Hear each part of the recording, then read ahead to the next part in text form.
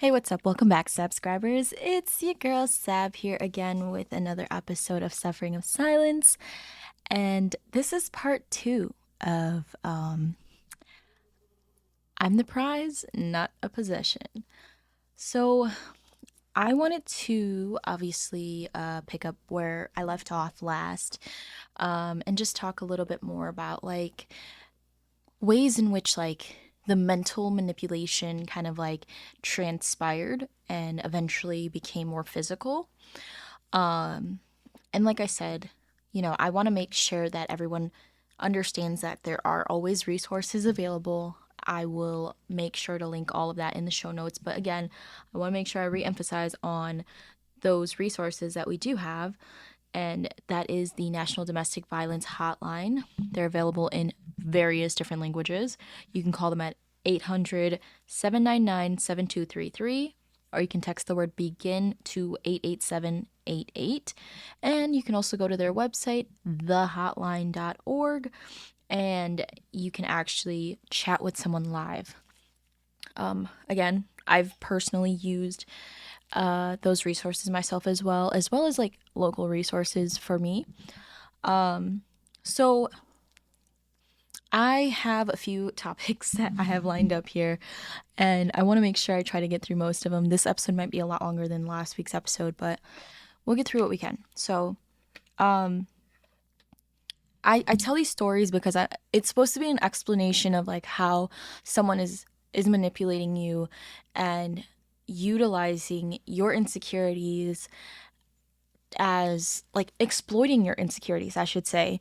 And I guess that's the easiest way I can even say it. So things that I feel like I should have noticed early on in this relationship was just how he would treat other women, like how he would talk about his exes and whatnot. And I know I don't speak very highly of my exes either, but ultimately when I explain my stories and I tell people my experiences, it's not because I'm trying to I'm not trying to make my exes look like terrible people. My intention is to just explain that this was the situation that I've experienced and been through.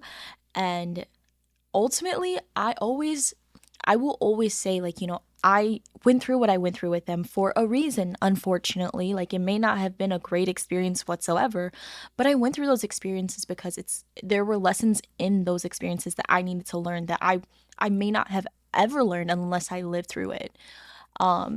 And like what we had is what we had, you know what I mean? And I'm not saying that it was special or that it was amazing, because I know that the love of my life isn't going to treat me the way that my exes have treated me, you know? Obviously, I will never settle for those same things ever again. But just to think about the fact that I have to accept that I went through those experiences to get me to who I am today. And I have to accept that. And that's a part of the shadow work that I had to go through.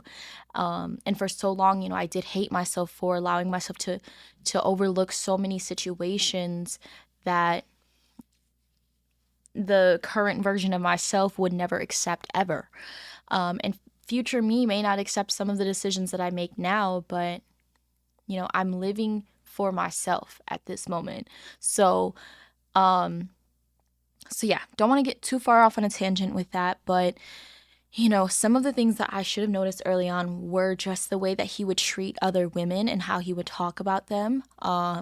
There was a mutual person in our, well, I mean, apparently he sort of very casually had something going on with her.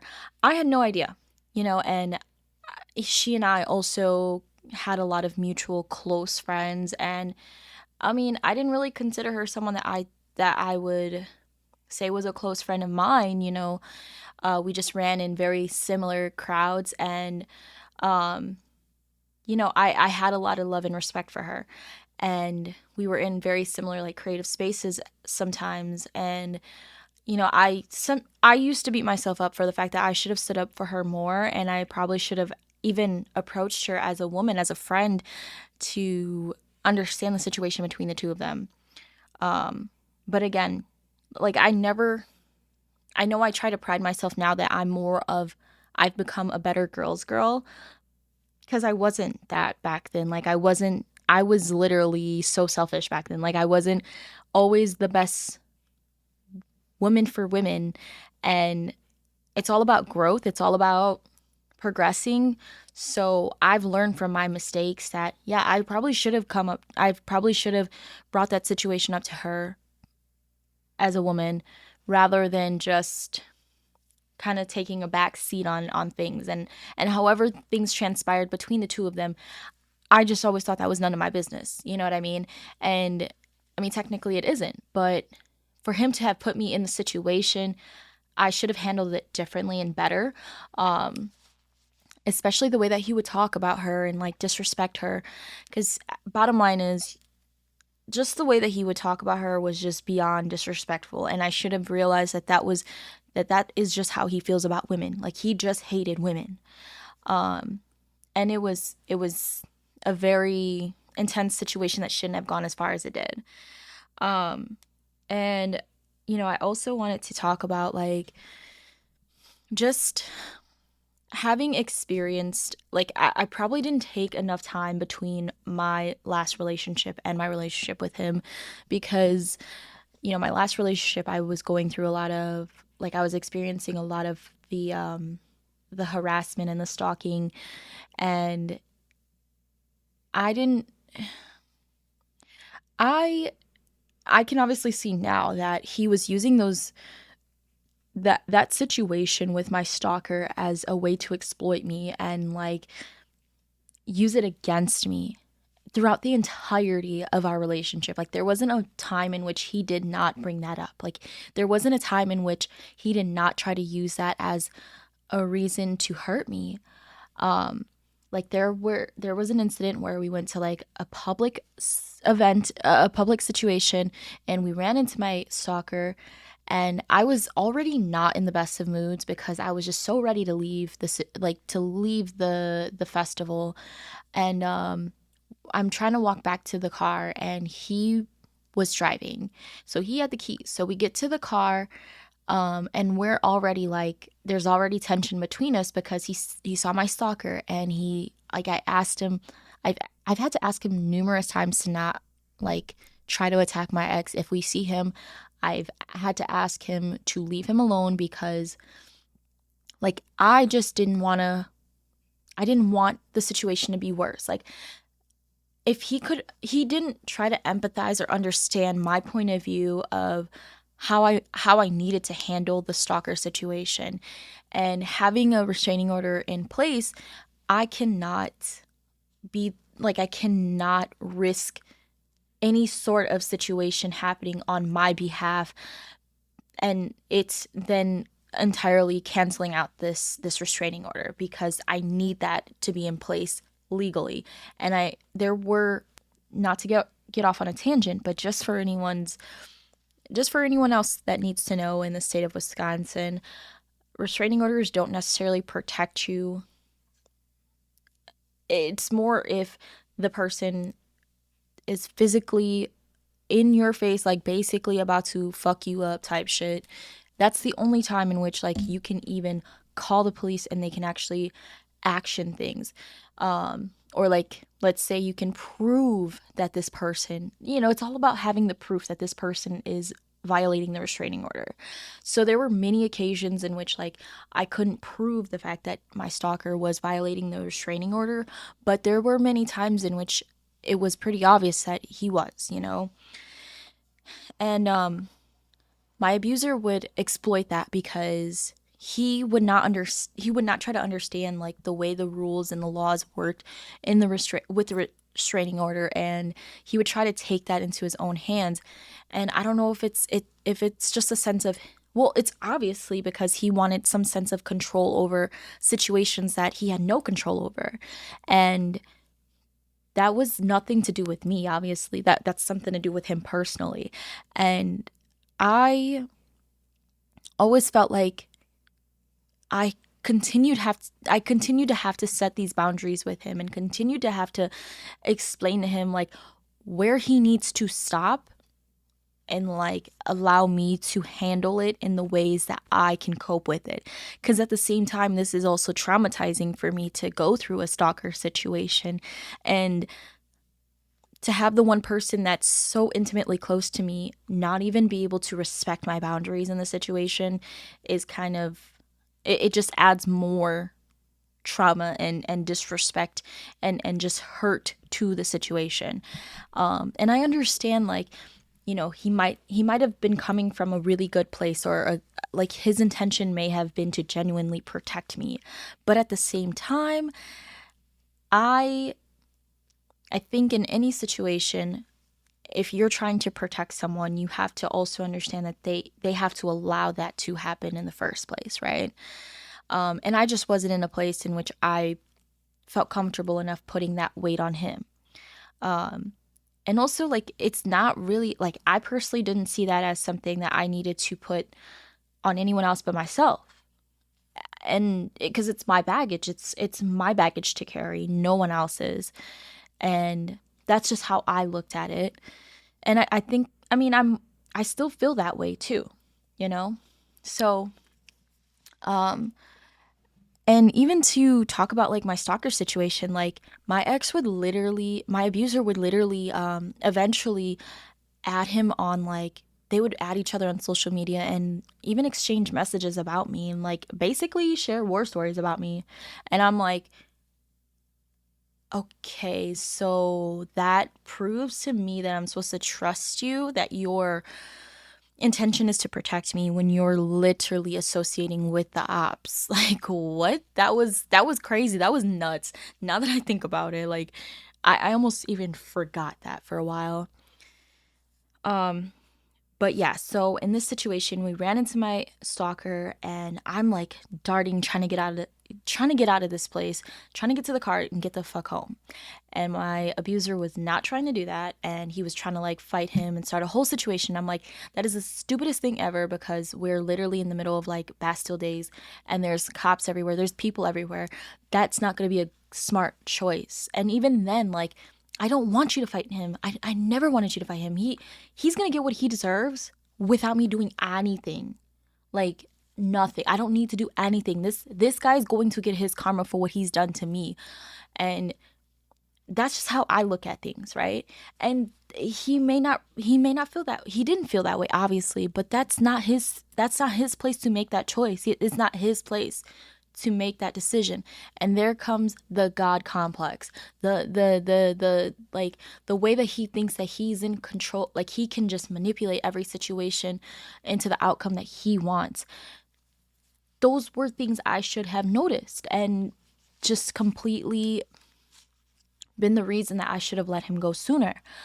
But I obviously wasn't in the right place, right, not the right state of mind, nothing. So I couldn't really process that, you know what I mean? And um, so we get to the car, whatever, and like we're arguing and stuff like that, and I'm getting in the passenger seat, and at this time, like, I have like an SUV, right? And he was driving, like I said. And I'm trying to get in the car, and he keeps shoving me out the car. Like, he's literally pushing me out the car, and he starts driving off. He's trying to like pull off, and he keeps shoving me, and I'm holding on to the car. Like, I'm literally hanging out the fucking door. Like, half my body is hanging out the fucking car. He keeps pushing me up until like I'm literally gripping onto the floor of the car. Like, I'm trying to hold on. I'm hanging out the fucking door. And yeah, okay, he wasn't like driving at like some 30 miles an hour, like he wasn't going fast because he's pulling out of the parking garage. But the fact that you're still moving the fucking car and trying to kick me out my own fucking car is crazy. Um, but yeah, like he would, like, that moment should have been the moment that I should have been like, I'm done with you, like, get the fuck out of my life. Because for you to not give a for you to be that pressed about my situation, or just to be that mad at me and to not give a fuck so much that you would be willing to risk my fucking life and like, bro, you were basically trying to kill me at that point. You know what I mean? Like, that was crazy. Like, I have never been in a situation where I'm like, that was the only time I've ever been in a situation like that. I mean, and that was very early on in our relationship. He took my car and he was like threatening to crash my shit, like, da da da da. And I'm like, it was just a whole ordeal. And eventually, as I start to like share, like, as I start to talk to like my best friend about these things and like catch up with my best friend, like my best friend would confront him about it. I honestly don't know if it was like he reached out to her or she reached out to him, but either way, him and my best friend got into it real bad. Like, it was to the point where he even threatened my best friend, like, and my best friend was not fucking playing about that shit. She was not playing about me. She was like, bro, like, you need to stop putting your hands on my friend because, bro, like, she's fucking tiny. This guy's not a small guy. Like, well, when I met him, he was like 160. And at the end of the relationship, he was like 2 something. So he's not a small guy. And I'm 100 pounds on a good day, okay? On a bad day, I'm like 90 something. And I'm a very tiny fucking person. And my best friend just like, obviously she's defending me because she's my fucking best friend. And she's like, you need to stop putting your hands on my friend. Like that shit could get real bad, bro. Like, you need to leave her the fuck alone. Like, they were going back and forth for a while, and it got to the point where he threatened her, which then flipped things even worse. And there were many times where like he would start using so he would use a lot of my friends, like especially my best friend, he would kind of use them, weaponize them as ways to like manipulate me. Like, he would tell me how he's like, because he would often go out and he would often, like, I wasn't allowed. I honestly, I never knew the nightlife until like last year, until I was 28. I didn't know what going out was. I didn't know where clubs, bars, I didn't know none of that shit. Okay, I barely got to go to bars when I was younger. I was only ever allowed to go out to the bars with like one of my friends. Shout out Juju. Love you, Ju. I was only ever allowed to go out with Ju, and I feel like it was because Ju wasn't a straight Ju is not a straight woman who attracts men, and Ju and he also knew that I wasn't, like, I didn't swing that way, like I would never date a woman, and so that was the only reason I was allowed to hang out with you. And also I think it's because like I also feel like it's because he was probably afraid of Jew too. So I don't know. But basically, I feel like I was only ever allowed to hang out with Jew because of those reasons. And also, he knew Jew a little bit more than any of my other friends. And, but yeah, I was only ever allowed to go out with Jew. And we only went to like very specific spots. And that was it. Like, if I would go out with my best friend, like he thinks like he would call my best friend a hoe. He would call her all types of shit.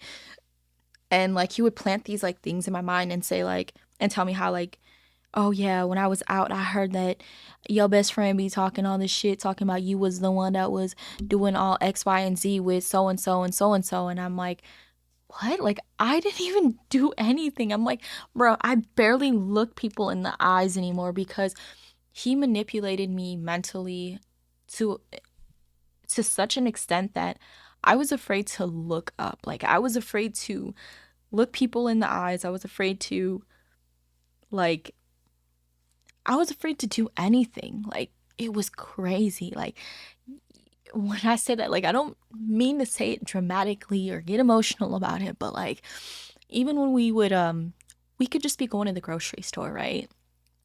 And like, there was a time we went to the grocery store and there was just a random ass guy. I don't even know what this guy looked like. I didn't even see this fucking man's face. And he was like, he starts freaking out on me and saying like, you was looking at dude, you was looking down there, and he's like, that looks like your ex. And he basically had beef with all of my exes. My high school ex he was referring to in this situation. And it's crazy because Like, I mean, he wasn't necessarily wrong in certain situations, but he also didn't understand the dynamic of certain things in my life. And like, he wasn't wrong. Like, I mean, I felt like it was weird that my family was still friends with my ex, but I also get the fact that, like, you know, my ex was essentially like we were friends before we ever dated. And like, that was the intention, anyways, was like I wanted to remain friends with my ex because we went through a lot of shit, and like, I'm always gonna look out. I always wanted to look out for him. Even though shit kind of got weird at the end of the whole thing, like, I always wanted the best for him.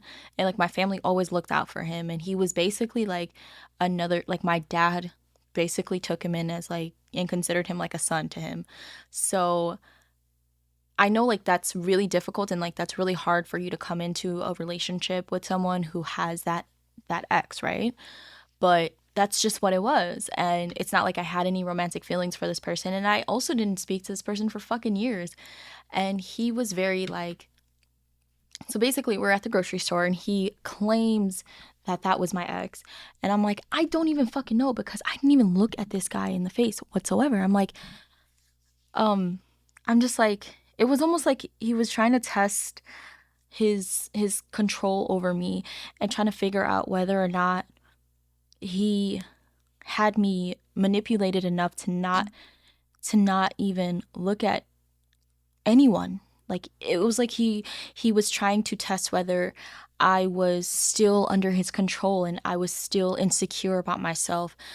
Like, I guess that would be the way I could look at it now. Like, he literally was like, you just want to act like you just want to protect him. You know that was your ex. Like, you're trying to fucking play me. And like, I'm like, bro, I don't even know that man. I don't even know who the fuck that was. I didn't even look at this person in the face. Like, I'm telling you, even when I wasn't with him, like, I was so terrified to look up at anyone.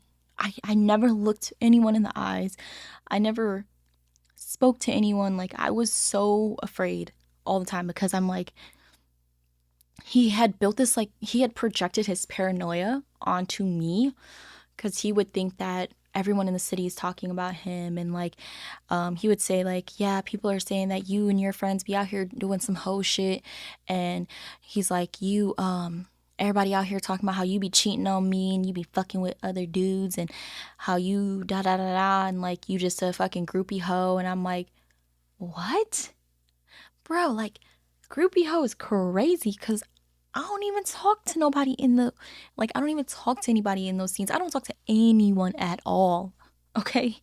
And like, just to prove a point of like, that I don't talk to anyone, like, I literally stopped talking to people. I literally blocked people.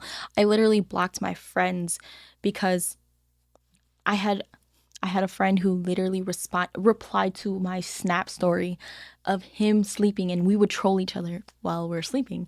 And I posted on my story, and my guy friend literally swiped up and put laughing emojis. And he's like, "Who the fuck is snapping you at 2 a.m?" And I'm like, bro, if you literally look at the snap, it's about you. Like, he had me so manipulated, thinking that everyone in the city was talking shit about him, talking shit about me, calling me all types of hoes, this, that, and the third, and saying how I'm out here cheating on him. And I'm like, yo, I'm not even talking to anyone. I don't even have fucking friends at this point. Like, it was so bad. Like, it was so bad. And he would say how my exes were talking shit about me, and saying how I'm just a basic bitch, and like, you ain't shit, like, you just a basic bitch, and like, nobody gives a fuck that much. And I'm like,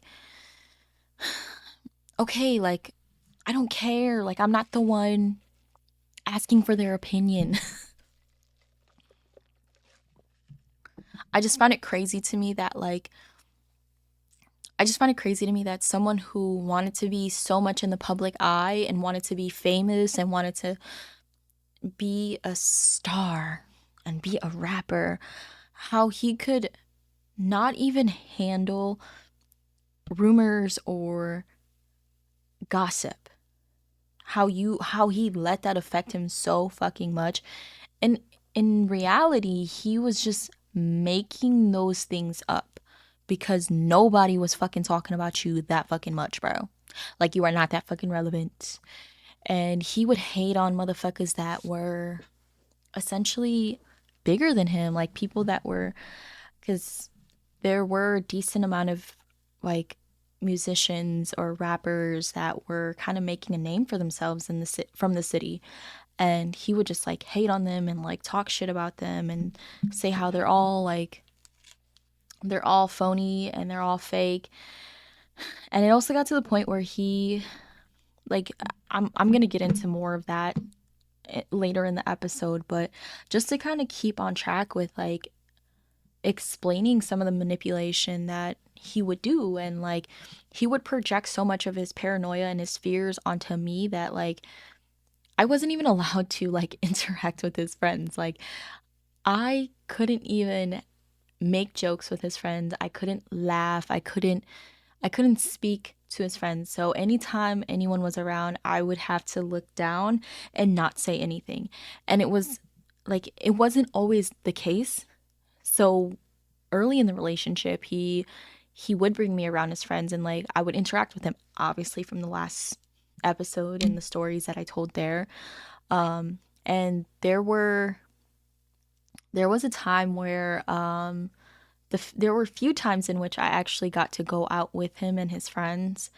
And there obviously were other girls there too. So there were a few times in which I actually got to go out with them, and like I'd be basically like I don't know, like they would talk to me and stuff, and like there was like a time where one of his friends had asked me about a situation, well, basically about the baby situation, about the pregnancy, and I was just like, oh, no, don't really want to talk about it, but yeah, obviously I'm here, I'm drinking, right? Like I'm not pregnant. And so he saw that interaction. We're all standing there in a group. And so he saw that interaction, and when we left that spot, we all like went to go get something to eat, and he starts freaking out on me and like arguing with me and treating me like I'm not shit because I answered his friend's question. Because I answered his fucking friend's question. And he's like, why the fuck are you being so friendly? What the fuck is your problem? And I'm like, bro, your friend asked me a question about the baby. What do you want me to fucking say? Like, you're the one who let that even be a topic of discussion by fucking posting that all over fucking social media. But even if you didn't do that, like, what is so fucking wrong about me saying maybe 10 words to your friend? And I wasn't even the one who initiated the conversation in the first fucking place. And if I was, how am I fucking wrong for that? How am I fucking wrong for that? Like, I remember times in which, like, I would just crack a joke in front of, while, like, we're all together. And, like, that was so wrong. That was so wrong of me to do. Like, there were so many occasions in which, like, as we get deeper into the relationship, like, it just got to a point where I just stopped talking. Like I just wouldn't say anything. And he had a producer that he worked with very frequently, and his producer had like some history with my best friend, and that also became like a whole drama of its own. And like he would get upset because his producer and I um well, his producer like reached out to me or added me like on Snapchat and like Facebook, and like would message me on some like, yo, you need to watch your back with him because he's literally just brainwashing you, and like he's just telling me like I need to get out of that situation. And I'm like, what the fuck? Like, and because he had me so manipulated, I immediately, like, even before he even messaged me, I screenshotted like him adding me and stuff, and like I sent it to my abuser, and I'm like, yo, like you need to see like what is going on, like why would he add me? And so he would log into like my social medias. He had all of my social media like logins and passwords and everything. Like he changed all of that shit. Like he was controlling all of it. And so he'd message his old producer that was my friend, and we're no longer friends because he was like, they're getting into it. And then this other producer now, so basically he would just like message him, and they're like arguing on my fucking page, like across all social medias, and it was just some crazy shit. And like bro was like, before before he even could get his hands on my messages, like his producer like sent me like voice messages basically saying like you need to leave them, or like sending me messages basically saying like you need to leave him because he's just manipulating you, he's just brainwashing you, like bro, that he needs to get help, like you need to stay away from him because this is like he's just gonna fuck you up, like I don't know what's really going on in your relationship, but like he's crazy, like you need to leave him alone. And like he's seen some of the stuff that's gone down between us, like even very early on. um he's seen some of the abusive things that he would do to me. And he never like jumped in and interjected because like I'm pretty sure he was either afraid or like he just felt like it just wasn't his place to. But once he finally did step up and like say something, like it was kind of too late. Like at this point, like we were together for like a year or so. So they had that falling out, and like they're going back and forth, and eventually like they stop arguing. And like he would do things like he would put me on camera and record me. Basically, when I listen to some of those videos and like some of those recordings, like yo, like it was crazy because he'd be like, so motherfuckers is out here saying that I'm manipulating you and I'm controlling you and I'm doing like I'm holding you hostage and da da da da da. And I was like, he's like, am I doing that? Am I doing that? And it just sounds like he's intimidating me to say the answer that he wants me to say. And I'm like I think like a year ago I had found one of those videos, and I was literally breaking down in tears because I'm like, yo, I literally sound so fucking afraid. Like, you may not be able to tell, but like, I can see it in myself that like like me in those videos was not me for real. Like, that was literally me saying what I thought would save my life. Like, I literally was saying shit just because I was scared that like, what else am I supposed to say? You're literally putting me on the fucking spot and intimidating me. Like, you think I'm gonna say, yes, he is. He's holding me hostage. He's abusing me. He's like, I'm not gonna just fucking say that shit because that could result in something even more unsafe for myself. You know what I mean? Like, how fucking crazy. Like, just imagine hearing that. Like, imagine listening to yourself, your past self, like being essentially interrogated and intimidated to say what you thought was the best thing to say to keep yourself safe. Like, man, that shit was crazy. So it was just every little thing that he could try to exploit me on, like he would do. He would project these insecurities of like he always tried to make me feel like I wasn't good enough for him, obviously. And he would always try to like project the fact that like I know I'm not a fucking conventional baddie. Like I know I'm not no fucking conventional baddie.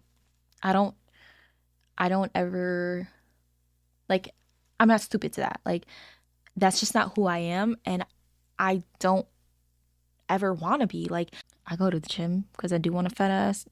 I'm just kidding.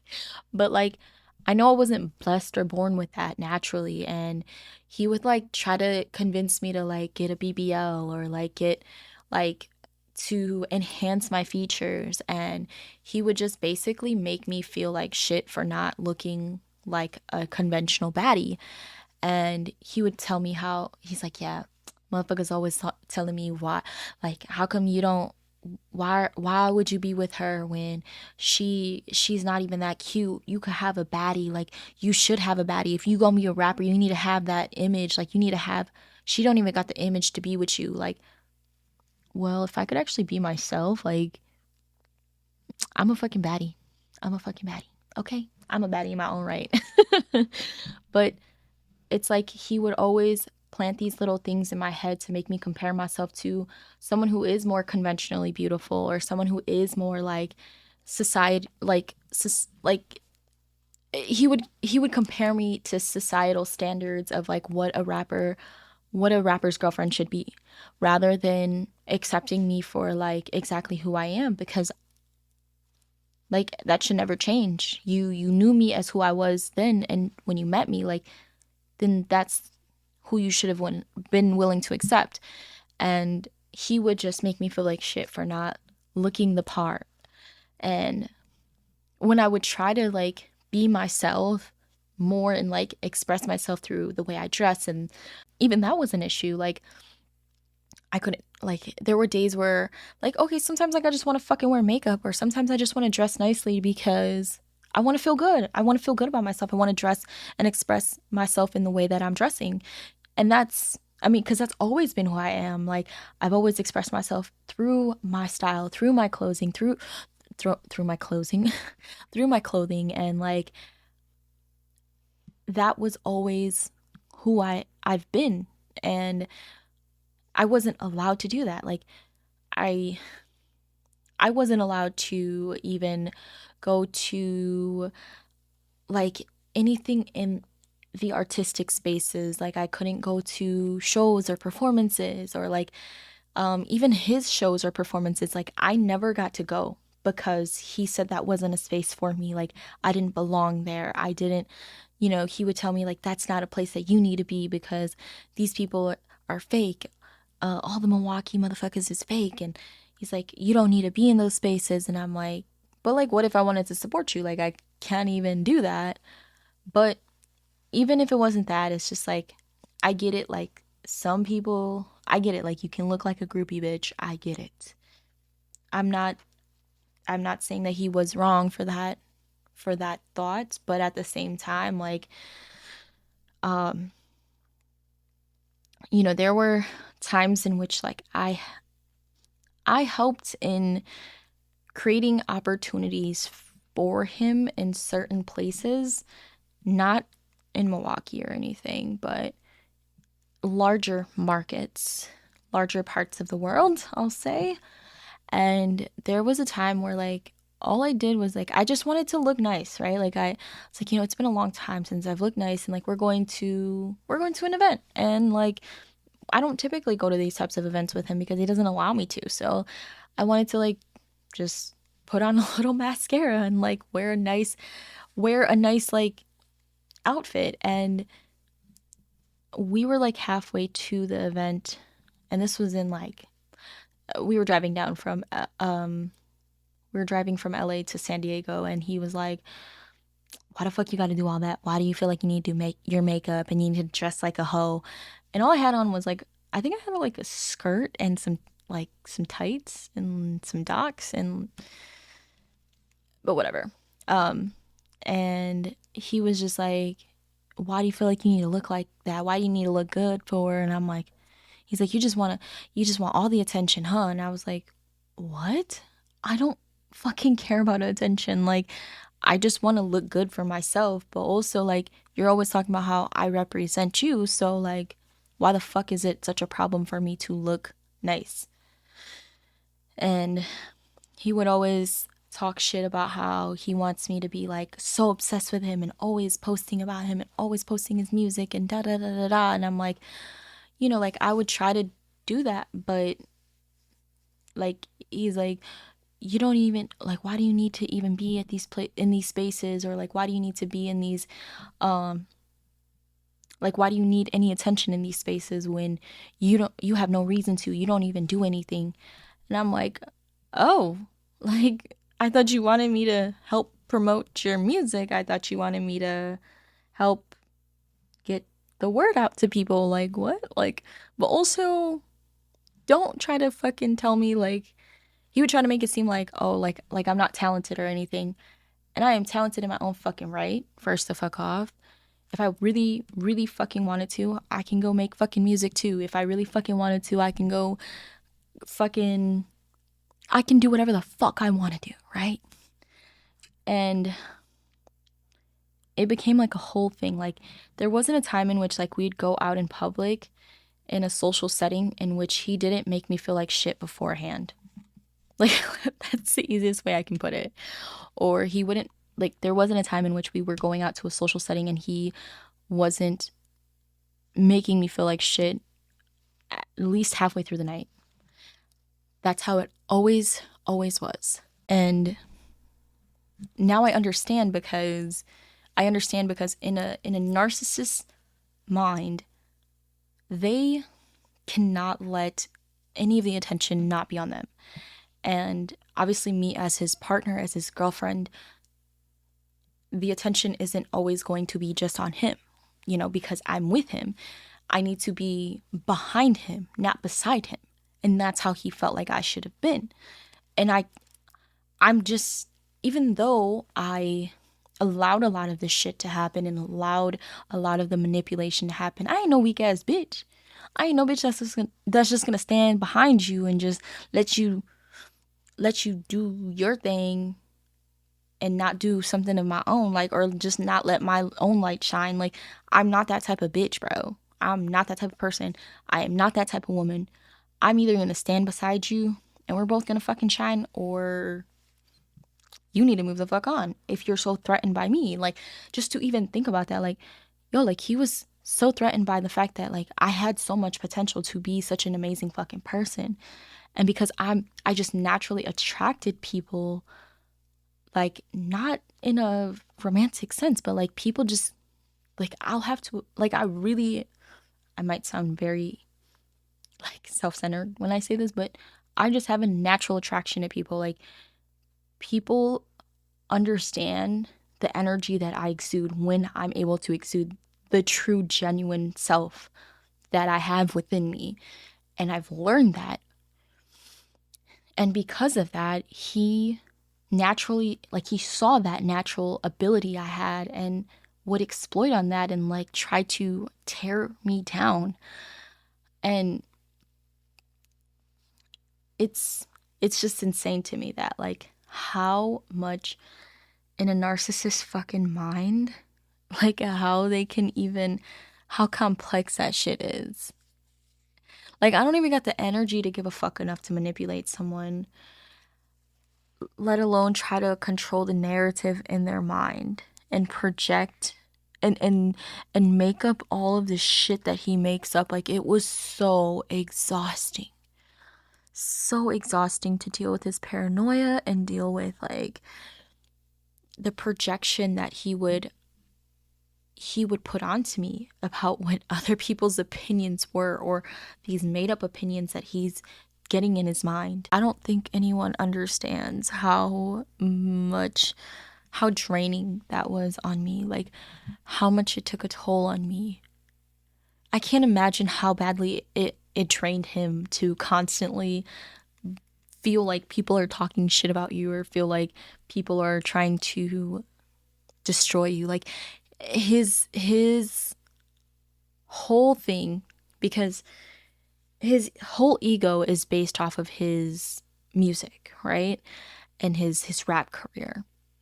And because he felt like everyone was trying to tear his career down, he felt like he needed to control everything that I would do and everything that I would say and everything that, the way that I was perceived. And it had gotten to the point where, like, I don't understand why, if, so, like, eventually he would obviously stop, like, posting me, and, like, he would keep our relationship a secret because he was cheating. And I'm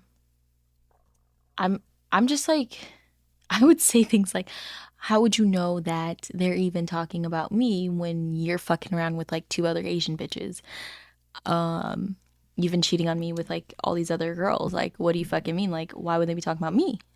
Because I speak to no one. I do nothing. I go nowhere. Like, I'm not allowed to do anything because you don't allow me to. And it would just be super crazy. Like, I don't know how to explain the projection that he would just force upon me. Like, he projected his own insecurities onto me, make me believe that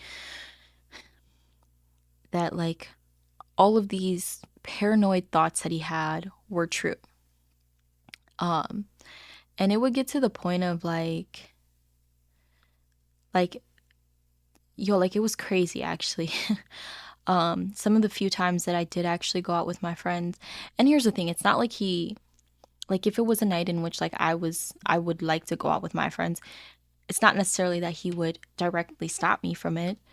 Um, but he would do things like he would take my debit card and like I wouldn't be able to use my own money. Like he would take the card and like shit like that. And like how am I supposed to go out if I don't have money? Like it's my money. Like I'm the one that's working for this money, but I couldn't even use it. I like there was never a time in which I even had my fucking debit card because it was always with him.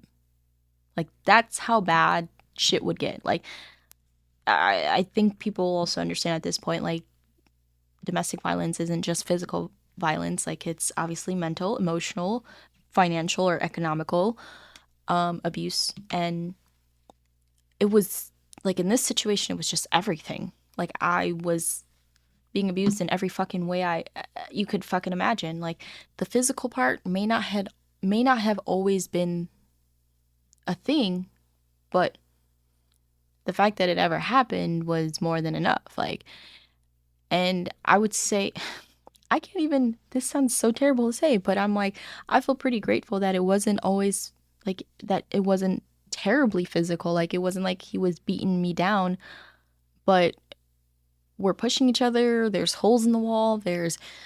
Um, I'm getting bruised up. He's throwing shit at me. He's, you know, like there were times where he would just pinch me to the point where I would bruise up and like literally I'd have fucking like he would pinch me so hard that I'd be bruising and bleeding. Like shit like that. Like I guess I always perceived domestic violence and abuse as just literally getting your fucking ass beat, black eyes and all this shit, like someone literally beating your ass down. Like that's what I thought. And it's not the case. You know what I mean? Like that's not always the case. Like there were times where, you know, he would literally beat me with like a bag of chips or some shit. Like it sounds kind of it's not funny. Domestic violence is not funny. He would fucking hit me with chairs or like there was even a time where like I haven't even gotten into like the very physical shit that he's done. Like and the times that the police were involved and I never called the police on him because he would always say to me like if you call the cops if anyone calls the cops on a black man that's a threat to his life. And you know I strongly do feel an empathy, like I do understand that, I understand that very much. Like I and he would use that as a manipulation tactic in his abuse to me to scare me and force me to never call for help when I was in danger or when I was harmed. And I never did. Like anytime the cops were called, it was never because of me dialing 911. It was always because someone overheard things, someone around me heard things and called 911. So after like a police incident that happened where he got very physical with me and essentially like it was basically an entire day of arguing. He showed up at my job and he threw my dogs through the receptionist window and my job called the police on him. And I really had no choice, you know, like I'm kind of in this predicament. Um, and later that day, I asked my family to take me to go get my stuff so I can get my dogs and be done with him. And the whole thing turned into a physical altercation. I didn't want to call the police again because of the fear that he kind of set in my brain. And so when I got there, like I had the key to the door, the outer door, and the inner door I didn't have a key to. So I'm like asking him to just open the door so I can just get my stuff and go. Like, I don't even want to argue. I don't want to talk. I just want to get my things and go. And rather than him actually letting me in, he just kept locking the door. And then at one point, he's just like, I just want to talk and you can get your stuff and that's it. And he's like, just come inside. Don't let anyone else come in. And I'm like, no, like, I don't feel safe being in there with you alone. Like, I just want to, like, just leave me, like, just let me get my stuff and go. Like, I don't want to talk about this with you. Like, I'm tired of this. Like, I'm over it. And he, eventually, like, I'm trying to get into the house, and like I'm just rattling on the doorknob, like, because I can't unlock it because I don't have a key.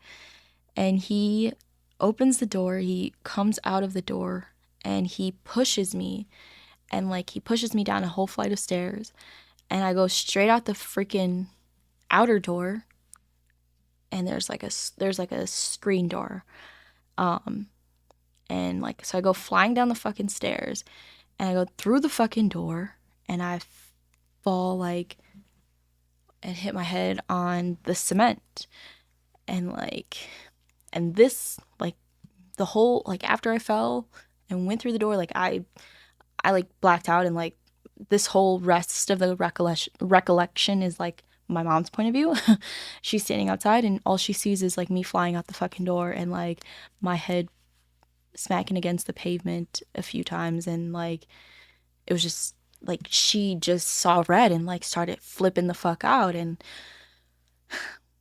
I will forever be indebted to my mother for many reasons, but especially this time because like she fought for me. Like, I couldn't imagine being my mom in this situation and watching your fucking baby girl getting pushed out the fucking door and smacking her shit against the fucking concrete. And like my mom went crazy, bro. Like, him and my mom got into like a physical thing. Like, my mom literally went to fucking jail for me that night because of the situation. Like, that shit was wild, bro. And the stupidest part is like that wasn't even the last straw for me. Like, that wasn't even it for me. And like, I couldn't imagine being her, bro. I would do the same fucking thing that my mom did. So I'm never mad at my mom for that. Like, I'm never mad at her for that. And she had everybody in fucking county ready to beat his ass though. And like that was insane. That was insane. And yeah. Like, he tried to just have control over everything in every way he possibly could. And you know, he would try to make it, I mean, in my point of view, he would try to like give me a little bit of freedom sometimes just so that he can prove that he can take that away from me at any moment, right? Like how I said, I was only ever allowed to go out a few times, and that would be with Juju, or a couple of times with like my best friend. And what's crazy is like a few times where he saw me out with like my best friend, like there was like 2, maybe 3 times where we saw him out while we were at a few bars, and he would literally walk right past me like he didn't even fucking know me and say nothing. And I'd tell my best friend, I'd be like, bitch, that was literally my fucking boyfriend. And she's like, are you fucking serious, bitch? She's like, I didn't even recognize his ass. And I was like, no, that's him. Because mind you, him and my best friend never even met. Like, even when they was getting into it, like, they never even met at that point. And she's like, bitch, why the fuck would he just walk past you like he don't even know you? I'm like, I don't know. That's just how he is. Like, even early in the relationship, like, he did the same thing. And I don't know why. Like I don't think I'd ever understand that, other than the fact that he felt ashamed of me, and like that would like feed into my insecurities more and make me feel like, damn, like I'm not even worthy of him to be proud of me or to even say nothing to me in public, even though, bro, we literally fucking live together. I'm your whole ass girlfriend. And there would be small things that he would do like that you wouldn't even think of, that you wouldn't even think were just manipulation tactics to make me feel less of myself and to manipulate me to not think that I'm worthy of love or worthy of someone to be proud of me, like to be like happy to be with me. It'd be small shit like that. And you would never think that. You would never, like, no one in their right fucking mind is gonna think, oh yeah, I'm gonna do this small thing, like not talk to my girlfriend when I see her out in public with her friends because I want her to feel like shit. And that would like ruin my whole fucking night, because I'm like, then I'm overthinking, and now I'm like, am I doing something wrong? Like, am I wrong for being out with my friends and while he's also out with his friends? Because here's the other fucking thing. He would be out basically every fucking night with his friends. And he would just be like, oh yeah, like, you know, I just have to be out. I have to be seen because that's the only way that people are going to know me. Like, that's how I socialize. That's how I network with my music and da da da da. And I'm like, I would accept that. I would think that's acceptable. I would think that makes sense. Yeah, that makes sense. Yeah, he does need to do that. And you don't need to be in the nightclubs for that. At least I don't think. And he would just always tell me how, like, you don't understand what it's like to be pursuing your dreams full time. You don't do shit. None of the stuff that you're passionate about, you don't even do. And I'm like, well, I mean, tell me where I even have the time or capacity to do what I love when I work a full-time job and part-time, I would occasionally work a part-time job. And also, I am battling a lot of depression and manipulation from you. And also, like, I never got to grieve the loss of my dad. And, like, on top of losing my dad, like, I was losing my relationship with my family because he was driving a major rift between me and my family. But also, my family, there were other issues that we were working through after my dad passed away. But even then, like, he would exploit on the fact that my family was falling apart because my dad passed away. And there were times where, like, I didn't even see my family for months, or let alone speak to them. And he would tell me, like, if they fucking cared about you so much, or they're always talking about how I'm abusing you and that I'm holding you hostage, how come they never call? How come they never check on you? How come they never try to see if you're okay? And it's like, I understand it. Like, I understand why they wouldn't, because they were afraid to call. They were afraid to check on me. They were afraid that it would put me in more danger because they would call. And either way, I get it. Like, yeah, they could have done more, but they did as much as they could and what they felt like was a safe distance for themselves. And I thought by me staying with him as long as I did, that it would keep my family safer. And like, who wouldn't be fucking scared of that? Like, who wouldn't fucking, when you're that manipulated by someone, like, anything that they would say that was frightening, like, you would believe it, right? Like, you would believe that shit. So, yeah, I mean, I feel like it takes a lot to really realize certain manipulation tactics. Like, I used to shame myself for not, like, I would feel like I should have had the common sense to know that he was manipulating me or that he was doing those things to me. But sometimes when you grow up in a place that doesn't really give you the ability to think for yourself and be yourself, like it's hard to go out in the world and just learn those things, right? Like, or just it doesn't come naturally. Or again, like I was using a lot of these relationships to escape like what was really going on with me. I'd always struggled with a lot of mental health issues at a very young age. And I went unhealed for so long.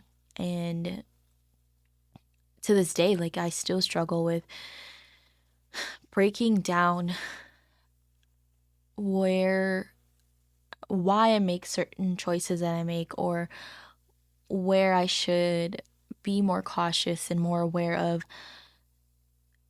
what is going on around me. And accepting the fact that obviously like I don't control what anyone else is doing or like what their choices are. But understanding that I have control over what I choose to do and what I choose to accept in my life. And you know, I understand that I understand and I empathize with the fact that he was probably going through a lot, right? Like, to say the least. Like, we neither of us were in a good headspace, and there is no excuse for our either of our behaviors because we were both toxic. Like, it wasn't just him. I was I wasn't quite as terrible as him, but obviously like there were a lot of toxic tendencies that I had, and like I just needed to wake up to the reality of what my life really was. And like, y'all ever just sit in a situation, like, y'all ever just sit and look at your life and be like, this is not what I want? Like, this is not the life I envision for myself. And like, every day I would wake up and think that. Every day I woke up to him, I would think that. And I used to feel like I was more in danger when he was like towards the end of our relationship, like the last year or so of our relationship, he really spiraled out of control in a really manic state of mind. Now the physical abuse wasn't happening as often,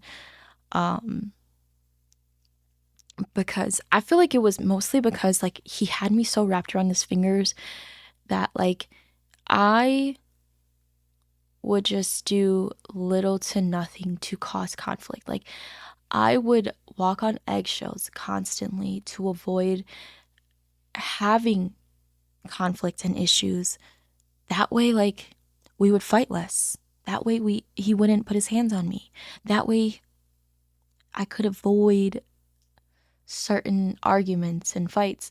And it's not to say that we didn't argue still, like, um we still argued often, you know? But when you are in a situation like that, you start to figure out the things that trigger the person. And I almost, like, I started to feel like I was being just as much of a manipulator as he was, because I actually, so we all know like there's a fight or flight response, and like there's also a fawn response, right? And I would always go into a fawn response because I was afraid to fight. Because I knew physically, like, I could never defend myself against him. And I would go into a fawn response, which is more of like a people pleasing response. So I had to learn to navigate around the things that I knew would trigger him to become abusive. And because I would do that, I was able to keep myself almost like treading water. Like I just learned to tread water because there were always waves, always. But I could never control the waves because that was out of my control. He was creating those waves himself.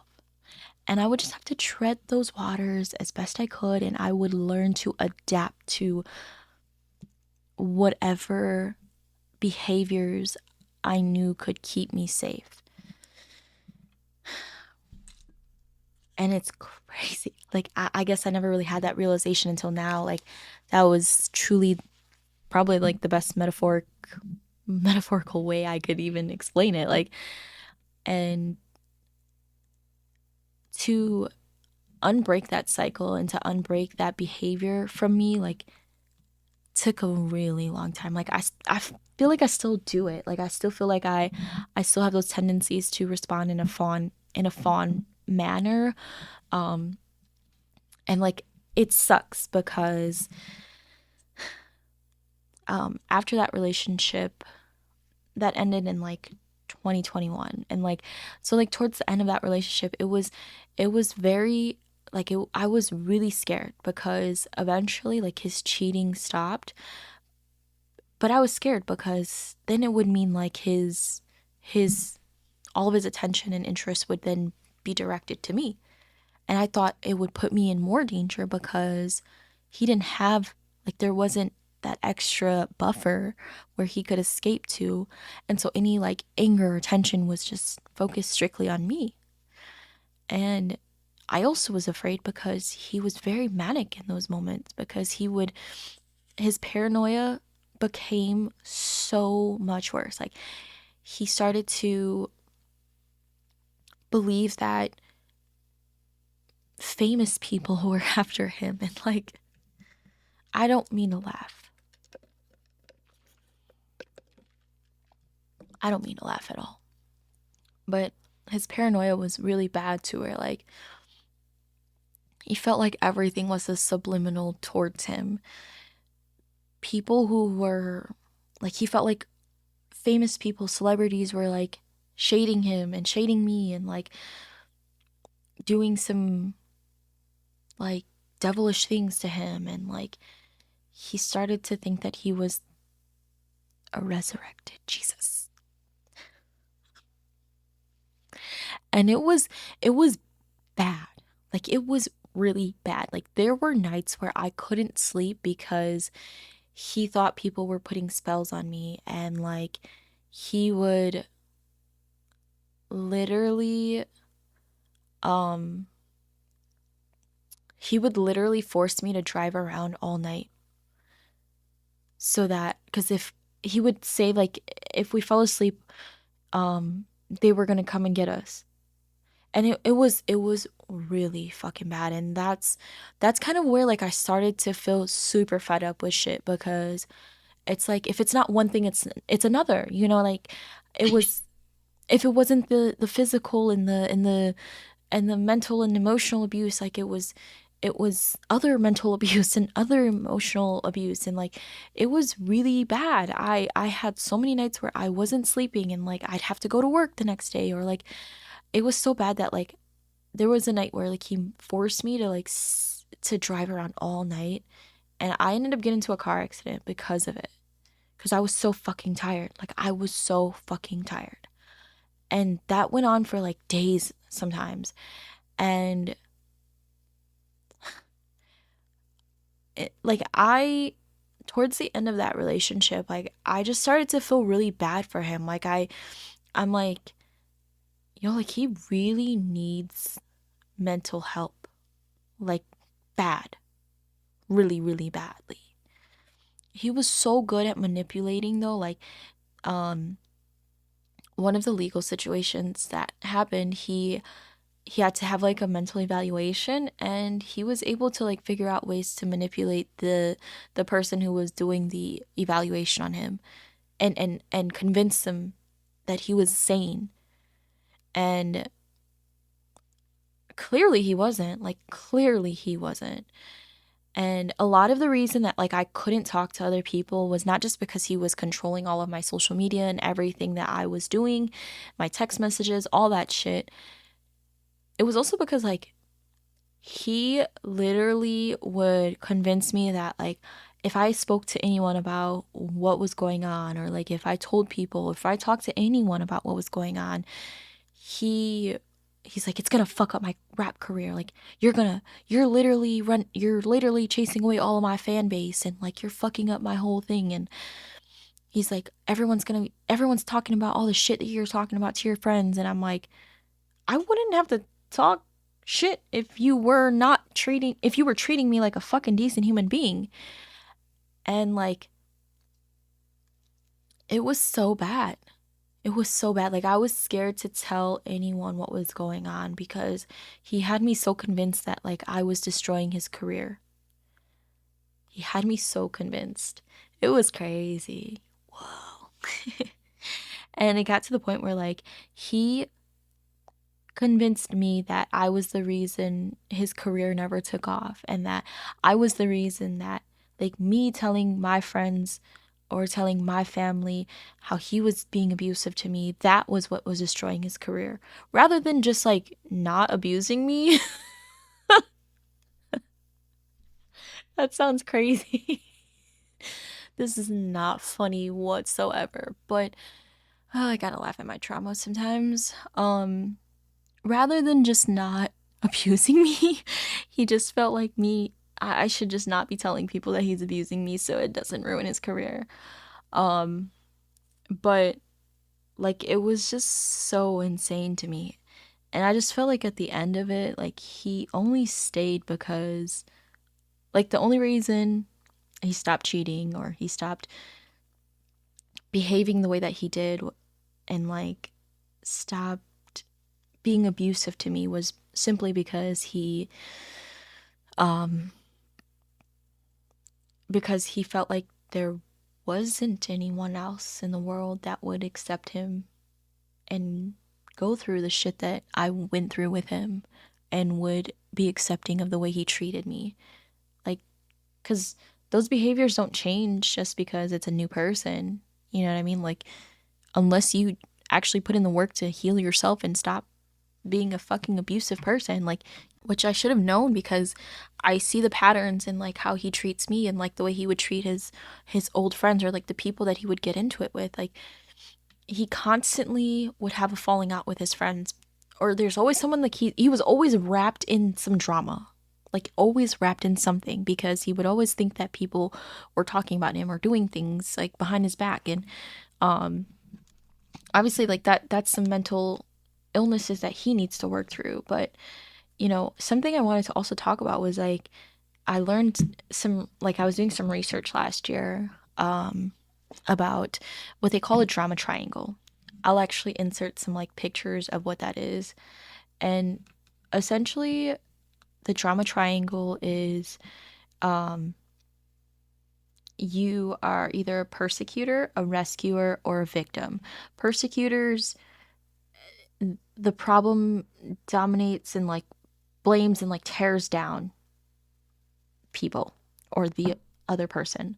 A rescuer is like, oh, poor you, pain reliever, like, fears not being needed, so like they try to make themselves relevant and like be a savior in the situation. And the victim is always like, oh, poor me, like, I feel powerless, like, there's nothing like I can do, like, I have, like, basically, we all know what a victim is. And we have to, once we build our secure attachment style, like, we move into the empowerment dynamic where instead of a victim, we become creators. Like, we own the power to choose and respond to. So, in order to get us out of the drama triangle, instead of being victims, we become creators who focus on like the power that we have to choose and how we respond to situations and other people's actions, because we don't have control over what they choose to do and how they choose to react, but we have control over ourselves. And instead of being a persecutor and like tearing someone down, we become a challenger, and that calls forth learning and growth and provokes action and conscious, constructive words and action things, I guess. It basically, when you become a challenger, you want people to essentially, you want to challenge the thoughts that they already currently have. You want them, you do it in a way that motivates them to want to change. or even yourself. The fuck? And instead of being a rescuer or a savior, you become a coach. You encourage and support and assist them in becoming the full, in reaching their full potential. And this is like a philosophy that like I have tried my best to live by. And, I feel like it's very hard to kind of change. Um, well, obviously, like it's obviously hard to change learned behaviors, right? I have a tendency to be such a savior to those around me because I always look at people for the potential that I can see in them because I'm someone who, like, I feel like there's ever growing opportunities. Like, you're constantly in evolution. Like, that's my philosophy, and that's the way I choose to live and view life. And I have to remember that not everyone sees things that same way. And like, I feel like this, even in like this summer, like I feel like I've gotten close and befriended a lot of people who don't even see things the same way that I do. Like, they don't even give a shit what I'm saying on my podcast. They don't even fucking listen. And that's okay too. But I'm not offended by that. I'm offended by the fact that you don't, like, I get offended when people don't see things the same way that I see things, right? Like, they don't see themselves as someone who can have endless opportunities to grow and endless opportunities for evolution. And like, it kind of like hurts me because like I that's when I start to like jump into like this savior mode, and like I want to just save them from themselves and save them from like this dark road that they could go down, when in reality there is so much more potential for life to get better. You are in control of all of that. And instead of me trying to save them, I need to be more encouraging and like just coach them through that and assist them. And it's not because like I want people to change for me or for the sake of like the relationship or the friendship that I have with them, but I just want you to be the best version of yourself for yourself. And I get so wrapped up in that, especially when I first start off in a new friendship or a new relationship. Um, and instead of me being that savior, like, I need to just completely stay out of that trauma triangle.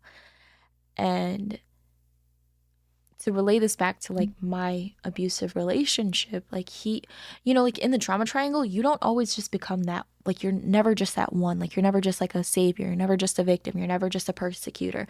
Like, you literally become every single part of this triangle. And like, he would try to become, like, he would constantly victimize himself and make him seem like he was constantly under scrutiny by the public. Oh my God. I laugh not because like I'm trying to clown him, but sometimes it just sounds like clownery. Like, I just like how stupid I would believe all of these things when, like, now that I've seen so much more of the world, like, I'm like, there's so much else out there. Like, no one's worried about you like that fucking much. And and and I used to say to myself, like, for someone to feel that attacked by the world, you have to have such a big ego, and you have to be so full of yourself to think that you're that relevant and that important to so many people's lives. And I still stand by that. I still stand by that shit because that's crazy. Like, to think that like people who may not even know who the fuck you are, to think that you mean that much to them that they need to come and attack you in some spiritual way is crazy. And after a while, like, I just got so sick of that shit. Like, I it's crazy to say that I didn't leave that relationship just because of the abuse.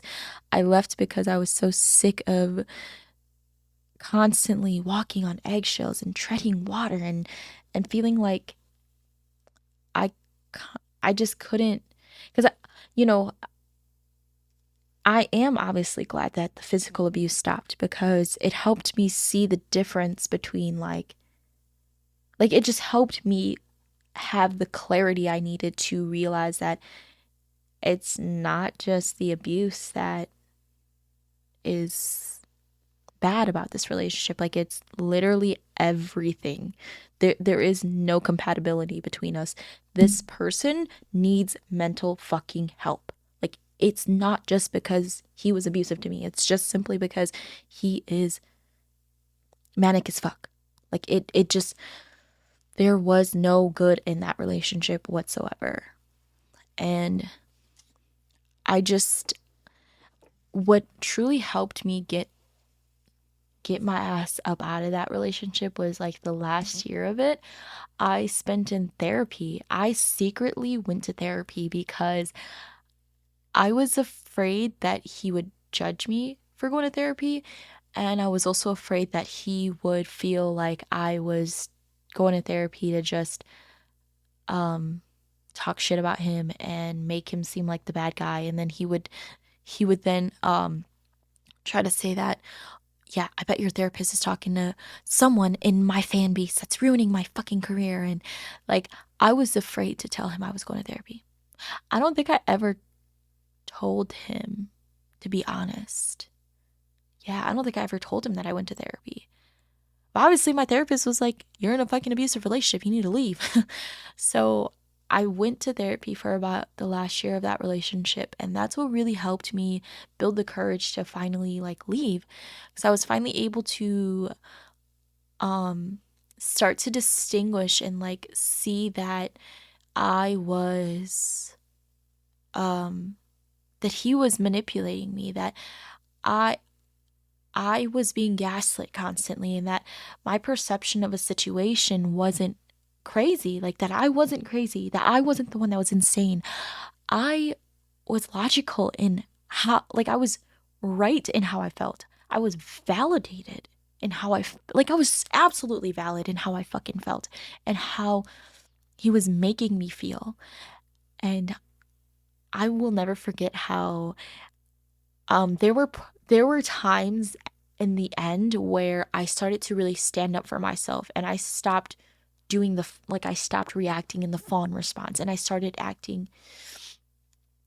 um I started reacting more in a way of like defending myself and standing on my own fucking boundaries and standing up for my fucking self and standing up for my feelings, and doing that without getting overly emotional, and doing that in a way that kept me logical was so hard when you're constantly being manipulated, because they will do every little thing. That they learn to push your buttons in the most emotional fucking ways, and then when you're trying to stand up for yourself, they make it harder.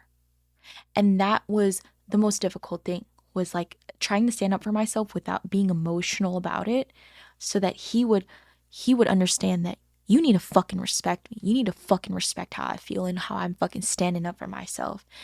And it got to the point where um he said to me one time, he was like, what man got you so tough and so, standing on your shit, or trying to what man got you feeling like you're just the shit.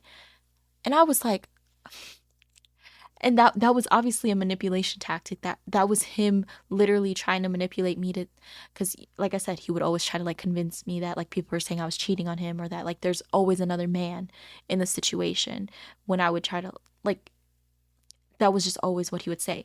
And when I was finally able to stand up for myself, he just wanted to try to put me down again by saying, what man got you feeling like that?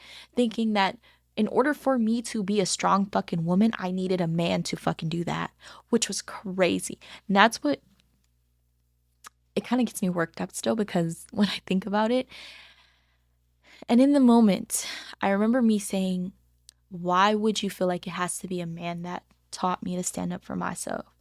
Maybe I just feel like I'm fucking valid and I'm fucking right in how I feel, and I'm finally able to stand up for myself. Like, what makes you think it was a man in the first place? And that was that was like that was a major turning point for me in seeing my value and redefining myself and understanding that I am worthy of love and that my feelings are fucking real. They are fucking valid. And it's so funny to me, like that was a prime example of men, like that showed his insecurities so much, because you're so insecure and so afraid that there's another man that can compare and do better than you, that when a woman is strong and standing on her shit, you feel like it has to be a man behind it. And that also shows how disrespectful he is about women and how much he hates women. Like, bro, if you must really think that women are not strong at all. It just shows insecurity to me, and it screams that. And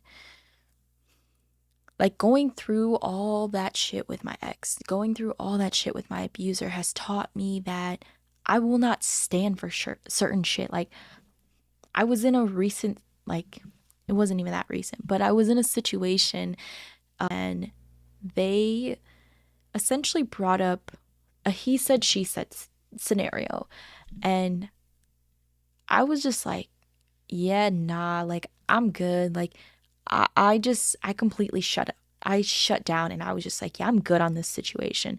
Anytime someone like brings up he said she said shit, and instead of having a conversation with me in the proper fucking way, like I literally just want to be done with you. Like I don't want that in my life at all.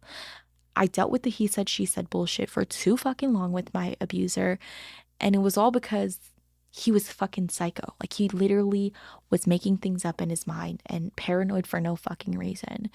And I refuse to tolerate shit like that. If someone doesn't know how to address shit with me in the proper fucking ways, like I refuse to deal with it. I refuse to deal with it. And I have my ex to thank for that. And I don't say that sarcastically, because learning from that relationship, like as terrible as it is that I had to go through what I went through, I learned that I'm not tolerating certain shit from motherfuckers no more. Like I'm not tolerating certain things from people anymore, because I know my value, I know my worth. And that's just shit I just don't want to put up with. You know, like I will give him the credit of not cheating in the end, or admitting to all of the, well, he didn't even admit to everything. I found things out on my own, and I knew things. I wasn't fucking that stupid. But I'll give him the credit of like admitting to some of the cheating that he did and admitting to some of the wrongs that he's done to me, but it doesn't justify all the shit he put me through. And I started to see him differently in the end, and I just started to see him as like he was not, like I stayed with him to the point where like I just no longer, like I stayed with him until the point like I built up so much spite and so much resentment towards him that I found everything that he did just an ick. Like I was just so disgusted with him in the end that that was the only way that I could leave, because I was so wrapped up in this whole thing. And like I had to, like I'm so tired of, like I know I have that tendency to hyperfixate on things, and I'm tired of staying in a relationship or in a friendship up until I take him off this pedestal, and I have so much spite and like resentment for them that I just can't stand the thought of them anymore. And I don't want to do that anymore. Like I'm tired of loving someone until I can't. Whether it's a friendship, a relationship, whatever. Like I'm my next thing that I'm working on is to learn to let go when the first sign of incompatibility in my life. And like these situations that I've been through, like it's really taught me that, because lately I've been going through a lot of shit with a lot of friendships and realizing how misaligned those friendships were. And I opened up myself to like these people, and like I allowed them to hurt me in ways that I never should have let that happen, because I should have known better, right? Like I tell myself like I should have known better. And then I try to give myself grace because I'm like, you did the best you could. And I have to understand that I've literally been a ghost for the last essentially 10 years of my life because of everything that I was going through. And, because even leaving that relationship, it didn't just mean like I was going to snap back into my old self and I was just going to be the same old me. And like, it took me, it's been what, 3 years now since I've been out that relationship. And I'm just starting to finally like become myself again. And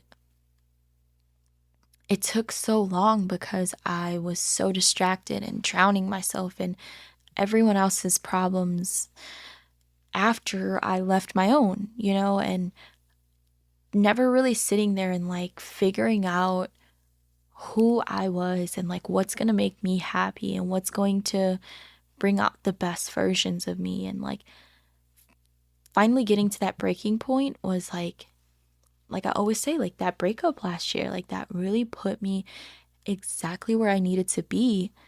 And like, I'm so grateful for it. Like, that was, it's pretty unfortunate because, I feel like in a lot of ways, my recent ex was a decent guy. Like, he was a good guy.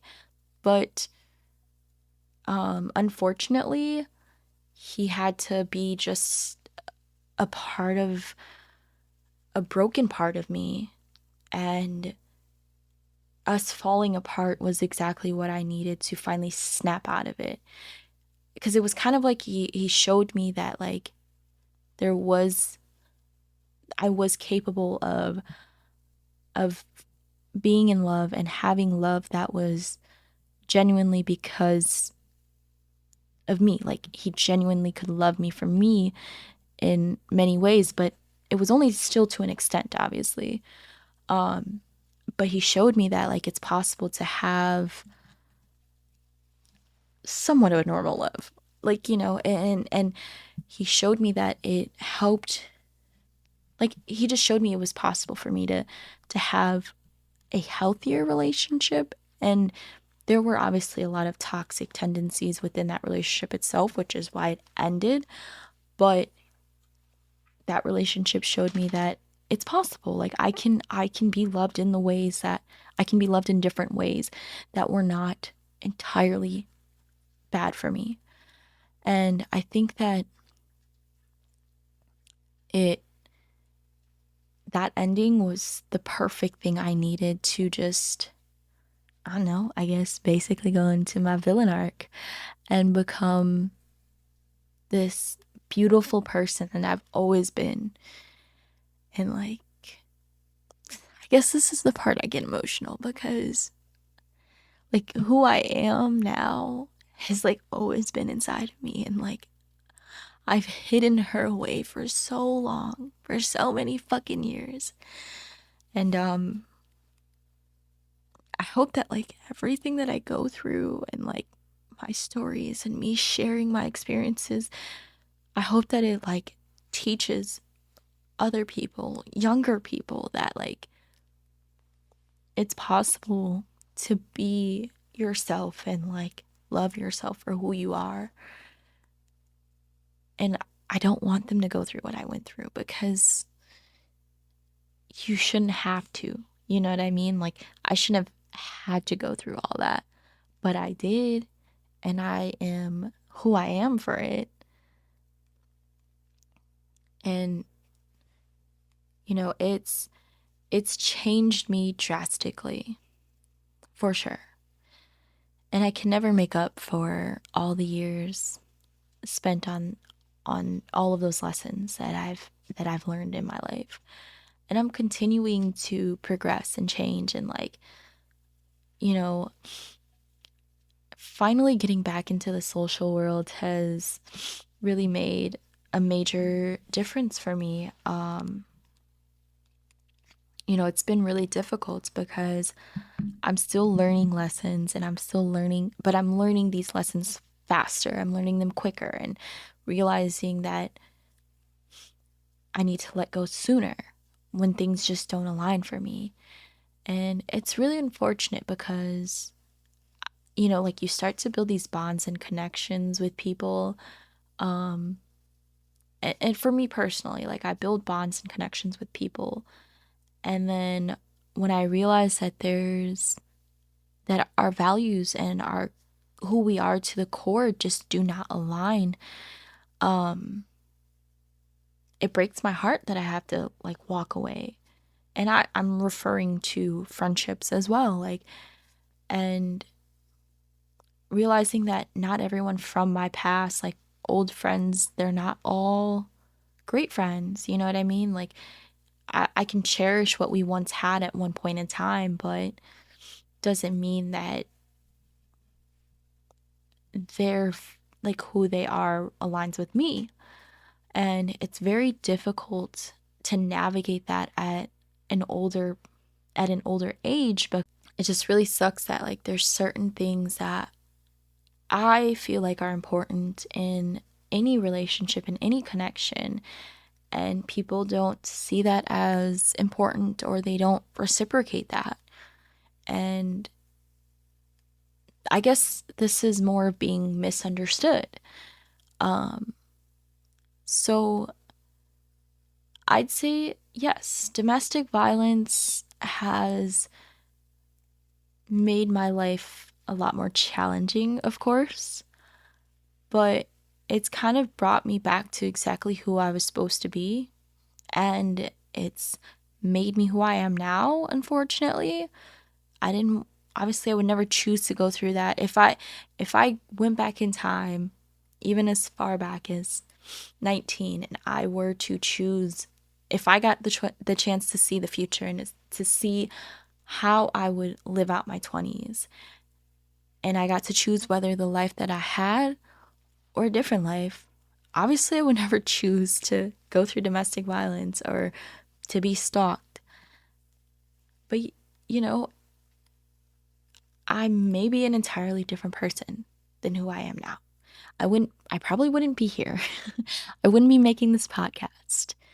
Um, but I can only value and cherish who I am and appreciate those who have stuck beside me even through all of this.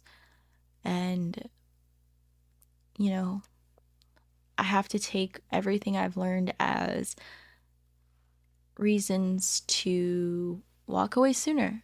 And looking back, I feel like everything is just full circle. Like everything is relatable in some way. Like, I don't need to take that abusive relationship as just ways to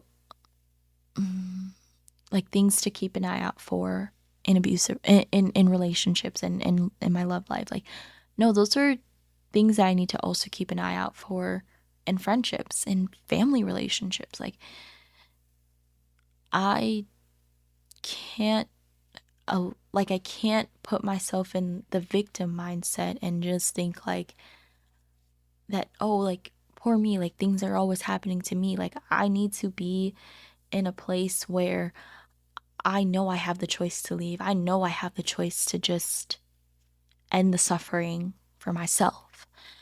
And those are resources that like that's information that I've found in the resources from the domestic violence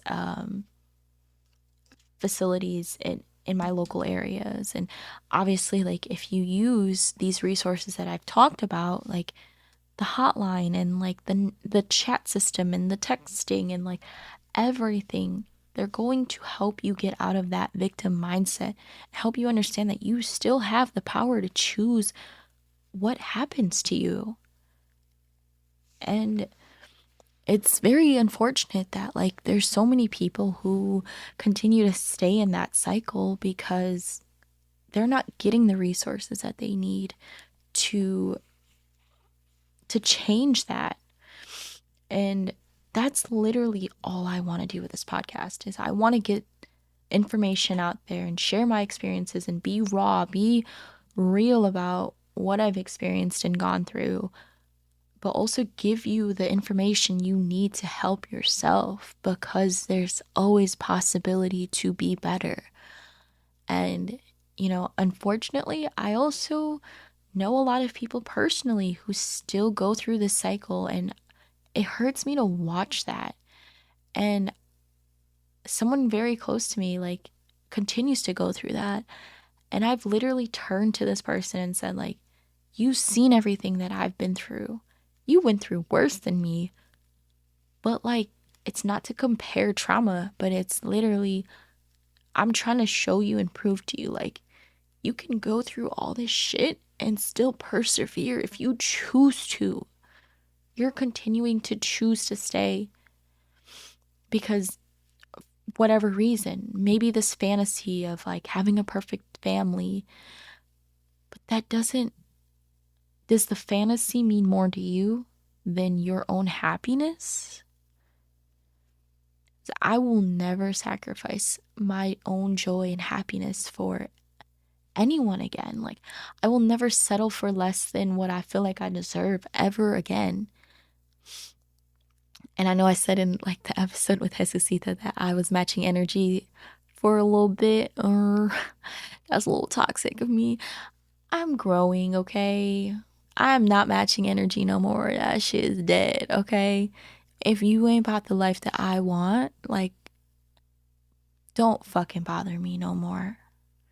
Like, I'm so tired of it. I'm getting too old for it. It's draining, okay? I got goals to achieve. I got dreams to chase, all right? And that goes not just romantically. That goes for friendships too, okay? But yeah, I just want everyone to be aware of the tendencies and the signs of manipulation, gaslighting, and like abuse. And these can come in all different forms. And I know in these last couple of episodes I've been talking more about how it affects you in your romantic life. And I have more to come, but hopefully I want to talk more about how it affects you in your friendships, how it affects you in your family life, because all of these things, the way that we allow others to, the things that we accept are based on how we were brought up and how we saw things growing up in our youth and those formative years in our life. Like, we were seeing that this is how it was acceptable to be treated in one way or another, whether we were being treated that way or we saw the most important individuals in our lives be treated that way or treat each other that way. And so we were forming these opinions and forming these incorrect thoughts about how we should value ourselves. And it's important that we try to change that. And it's never too late to change that. Like, I feel so grateful that I've been meeting more people who just feel so drawn to like share their stories with me, and like I feel like I've given off this like natural aura of like comfortability, and like people just tend to draw to me and like share their experiences. And I'm so grateful that like I'm so grateful to be me, because I'm happy that like who I am exudes that comfortability and exudes that authenticity and that love and that compassion for other people, and they can feel it.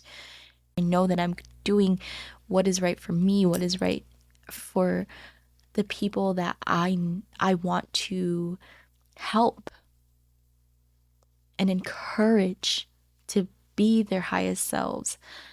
And yeah. So again, I got some more shit for you guys coming up this month. Some really great topics that I want to discuss more on. And I just want to thank everyone for subscribing. Like, the encouraging words that y'all give me, and I love getting those like surprise messages about how motivating my podcast has been to you guys, and like it honestly keeps me going. I'm so driven and passionate about what direction I'm trying to take this podcast that like I could care less what the numbers look like. I'm doing this because I know it's what's right for me. I know it's what's right for other people who have suffered of silence. And it doesn't have to be because of domestic violence. I'm ready to be vocal about the things that we're scared to talk about. I'm ready to change the way we allow society to view us, and have these difficult topics to discuss, and like have this conversation, because it just means so much to me that I can take my pain and like turn it into something beautiful. And I want to encourage other people to do the same. So again, I want to make sure y'all got the resources you need for the National Domestic Violence Hotline. Make sure, if you are suffering through domestic violence, whether it's in a romantic relationship, friendship, roommate, family, there is 24/7 help. Okay, like you can call 1-800-799-7233. If you don't feel comfortable calling, you can text the word begin to 88788. And you can also chat on their website. It is thehotline.org. I will have all of that information in the show notes. So sorry for a longer episode. There are just so many thoughts I wanted to get off my chest. I hope that you guys enjoy this episode, and I will see y'all next week on another special episode of Suffering of Silence. You guys know to find me on TikTok and Instagram at Suffering of Silence Pod. We are obviously on all streaming platforms, so make sure you tune in, listen, subscribe, and leave some reviews, because that does help me. It not only just helps me, but it helps get the word out to those people who might need to find this podcast, who might need to find this information. So continue to do that, please, and share if you can. It's literally free to listen. It's literally free to share and support your girl. Like, man, I appreciate y'all so much, and thank you so much for constantly being a subscriber. I look forward to the rest of the journey that we'll be taking together. So it's Sab yet again, signing off.